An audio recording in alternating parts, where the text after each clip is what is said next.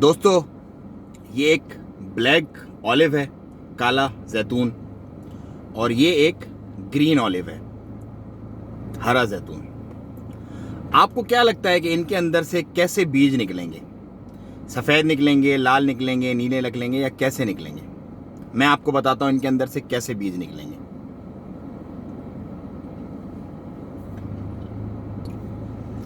ये एक बहुत गहरी बात है जो मैं आपको समझाने जा रहा हूँ, और इसको अगर आप समझ लेंगे तो आपकी नस्लें सुधर जाएंगी। देखें जी, जो ग्रीन ऑलिव था उसके अंदर से ग्रीन सीड निकला है, और जो ब्लैक ऑलिव था उसके अंदर से ब्लैक सीड निकला है।